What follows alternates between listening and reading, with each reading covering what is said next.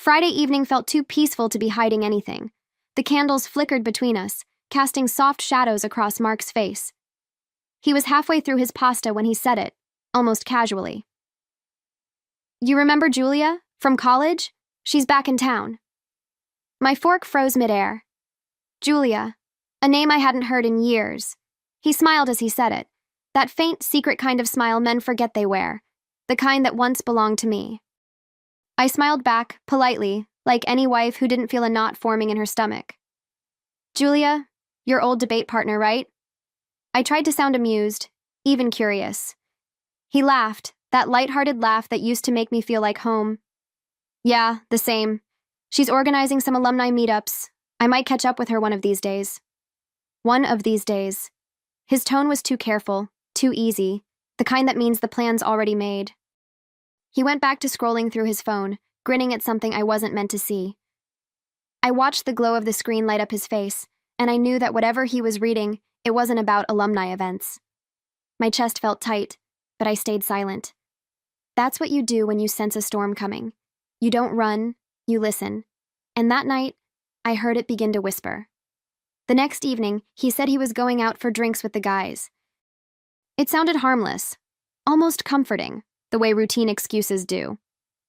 But that same faint smile was there again, tugging at the corners of his mouth like a secret he couldn't quite hide. I watched him leave, his cologne lingering in the doorway, longer than his goodbye kiss. And as I stood there, alone in the quiet hum of the house, I realized I hadn't seen that smile in months, at least not for me.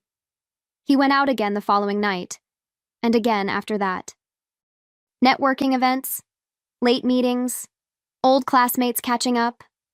The stories blurred into one another, all with that same easy tone, that same casual shrug.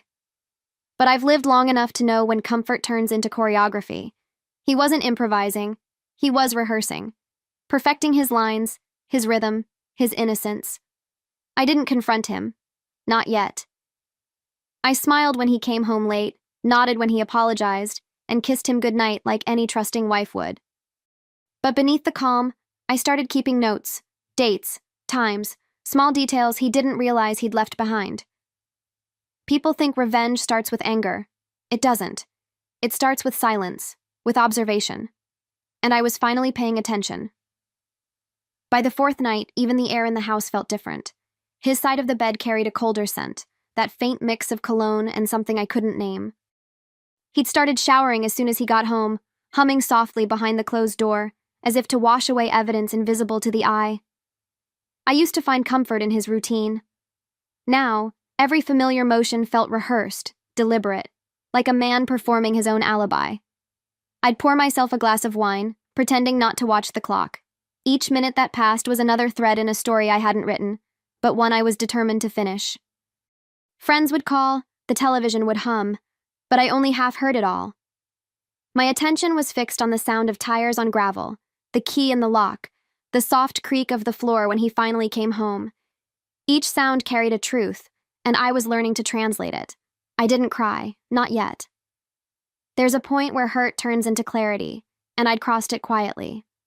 I knew Julia's return wasn't just coincidence. She was the spark, but he was the one holding the match. And if he thought I'd sit in the dark while he played with fire, he didn't know me at all. A week passed, and his absences stopped feeling unusual, which was the most alarming part. What begins as a change soon becomes a rhythm, and I could feel myself slipping into its beat. He left before sunset most nights, his explanations smooth and familiar. Client dinners, catching up with old classmates, the same lines, polished to perfection. But the details began to betray him. His cologne changed, his shirt smelled faintly of perfume that wasn't mine. His phone, once left carelessly on the counter, now lived locked and face down. One evening, I called while he was supposedly at dinner with clients. The phone rang twice, then stopped. Minutes later, a text arrived. "Can't talk now, babe. Big presentation tomorrow." I stared at it, the words blurring as memory filled the gaps. That project, the one he claimed to be preparing for, had ended weeks ago. I even remembered the celebratory champagne in our kitchen, the cork still tucked in a drawer. The lie wasn't even creative. It was lazy. I sat there in silence, the hum of the refrigerator the only sound in the room. That's when the sadness hit me. Not because he was cheating, but because he thought I'd never notice. I used to believe trust was the strongest bond in a marriage. I was wrong. It's observation, and I was beginning to see everything. A few days later, I met Clara for coffee, the one friend who could read my silences. We sat by the window of a small cafe, the kind where time slows down just enough to notice the cracks in your own thoughts. I stirred my cappuccino, watching the foam dissolve. Clara leaned in, her eyes narrowing the way they always did when she sensed something wasn't right. "You've been quiet lately. What's going on?" she asked.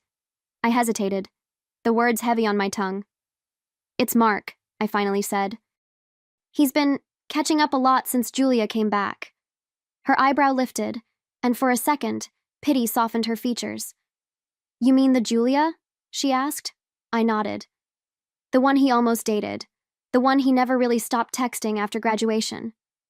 The moment I said it aloud, it stopped feeling like paranoia and started feeling like truth. Clara sighed, her fingers wrapping around her mug. "Liv, are you sure you're not overthinking it?" she asked gently, though her voice betrayed doubt. I looked at her, a small smile breaking through. "I've been overthinking my entire marriage, Clara. This time, I'm just paying attention." She didn't argue. She didn't need to. Because in her silence, I could see it. The same realization that had been haunting me all week. Something was already broken. That night, I couldn't sleep. The room felt too still, like the air itself was waiting for something to happen. I stared at the ceiling, tracing shapes in the faint glow from the streetlight outside. Every memory, every laugh we'd shared, replayed like an old movie. And for the first time, I saw all the edits. The moments that didn't quite fit, the details that didn't make sense. Trust has a way of editing truth, softening corners that should have cut.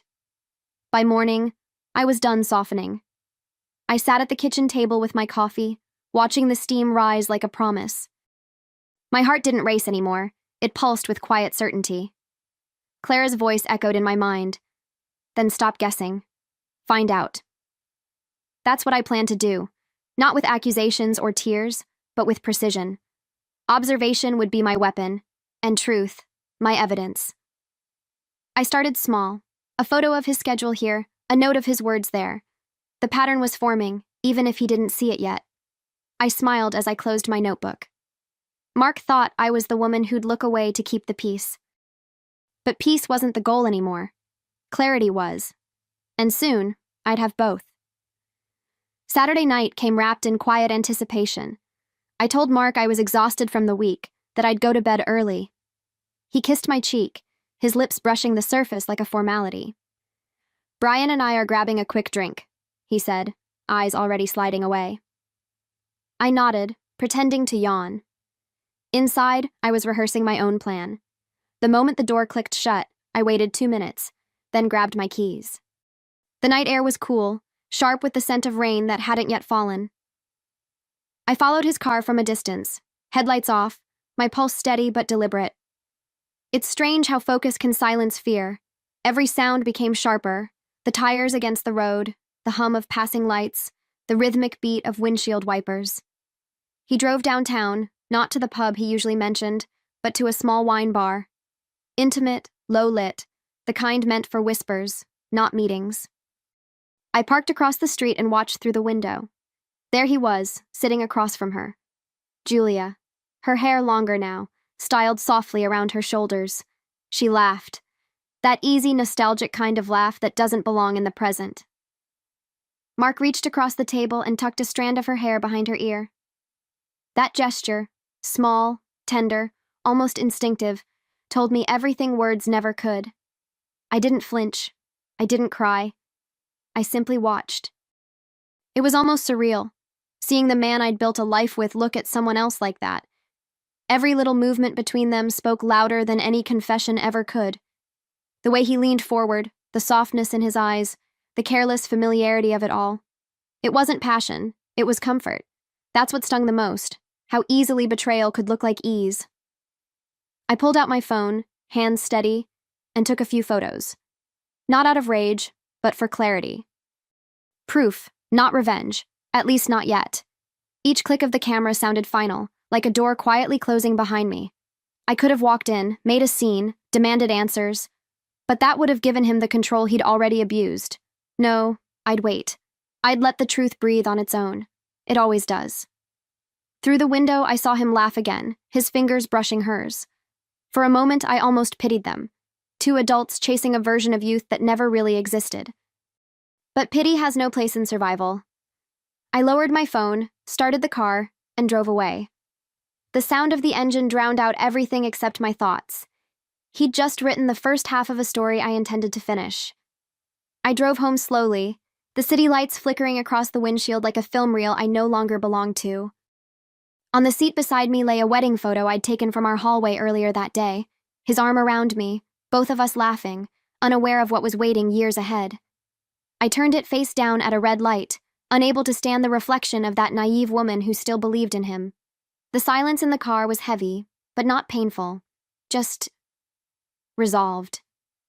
When I got home, I placed my phone on the counter, opened the gallery, and stared at the images.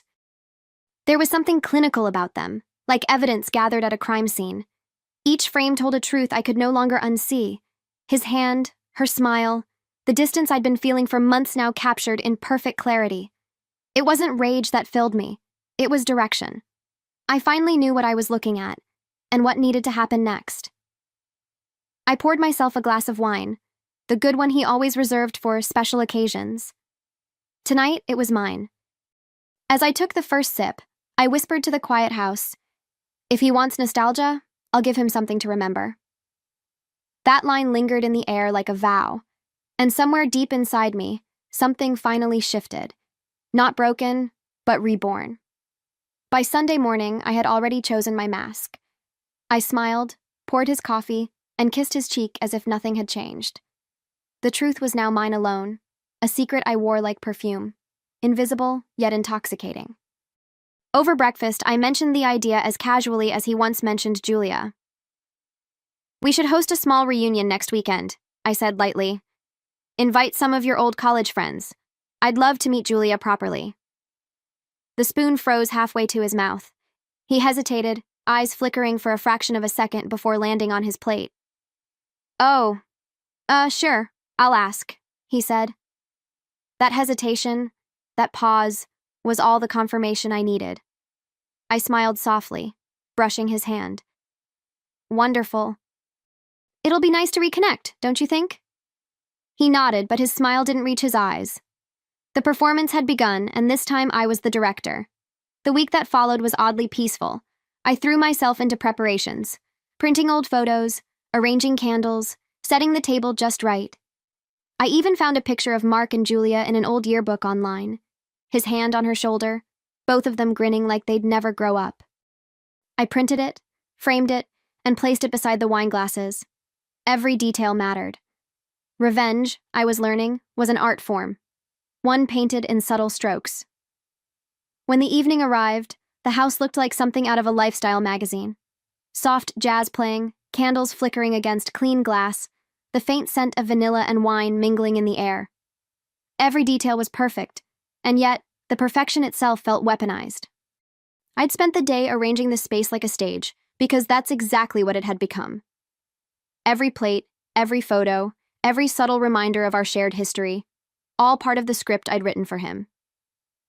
Julia arrived first. She looked nervous the moment she stepped through the door, her hands clasped too tightly, her smile just a bit too rehearsed. "Olivia, it's so nice to finally meet you," she said, her voice tremoring under the weight of politeness. I smiled warmly, gesturing toward the living room. "Really? He never mentioned you much, until recently." The words hung there, sweet but sharp, like sugar laced with glass. Mark arrived moments later, color draining from his face when he saw her standing there. He tried to act surprised, but his performance fell flat. I greeted him with a kiss on the cheek, my smile steady. "Perfect timing," I said softly. "Dinner's ready." Inside, I could almost hear the clock ticking, not toward dessert but toward exposure.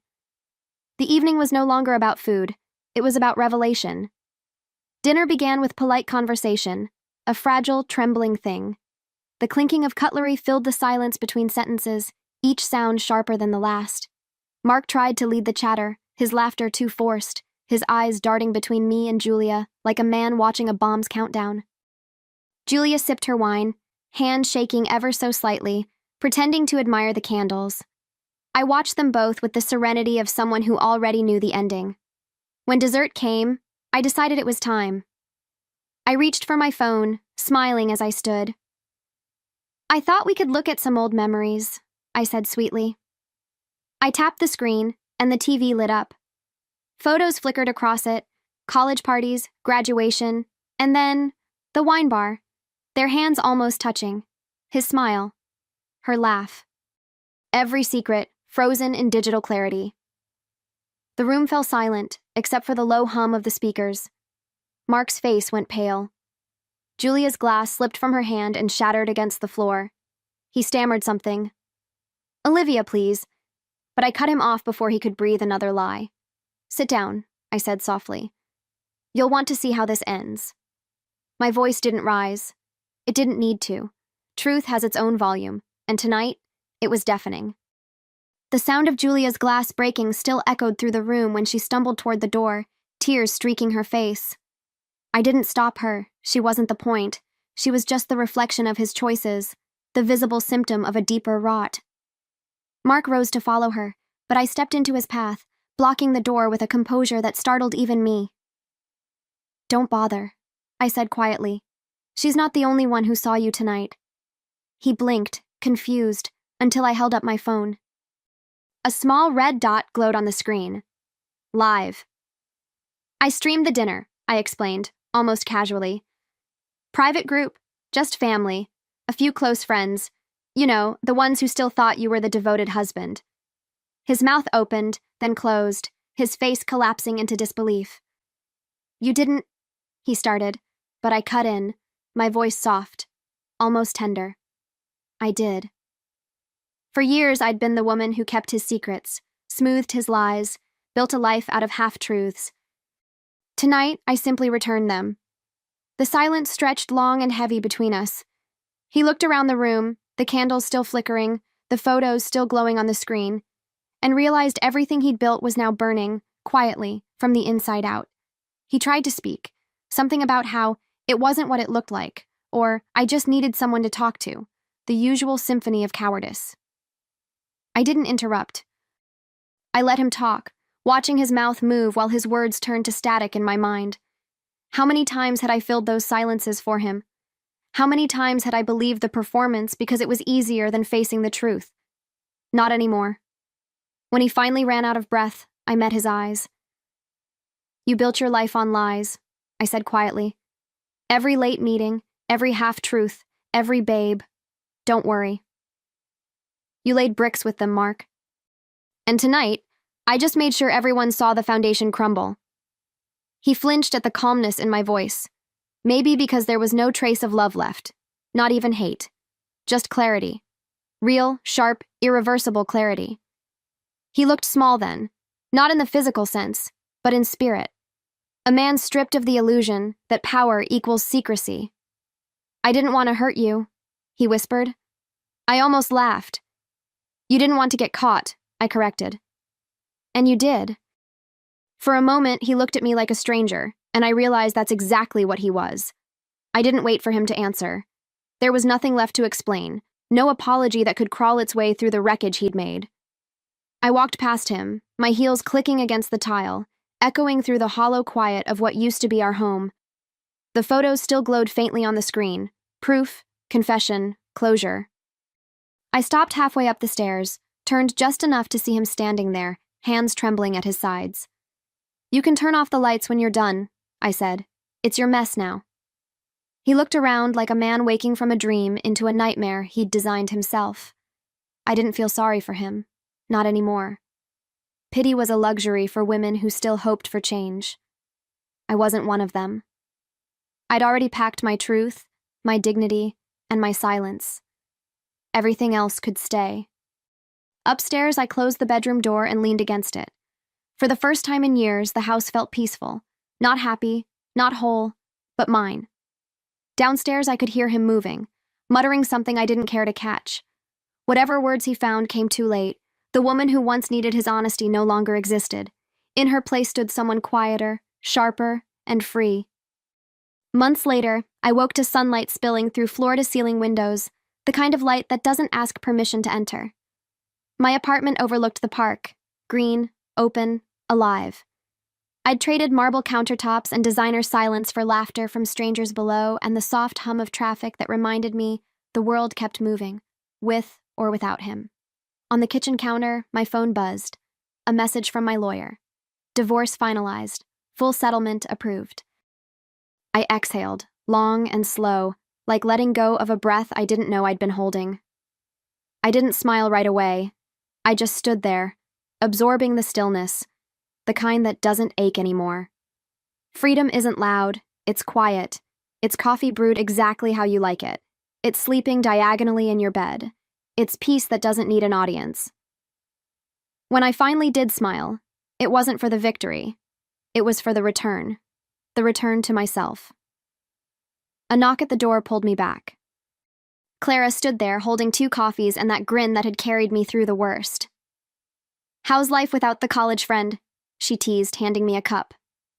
I laughed, the sound feeling lighter than I remembered.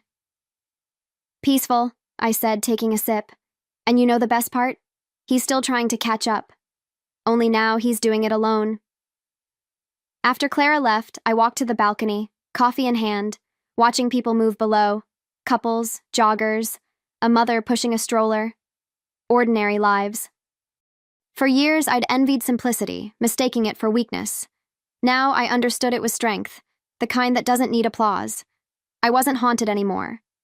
The anger had dissolved somewhere between sleepless nights and quiet mornings where I learned how to be alone without feeling lonely. Inside, the apartment smelled faintly of vanilla and new beginnings.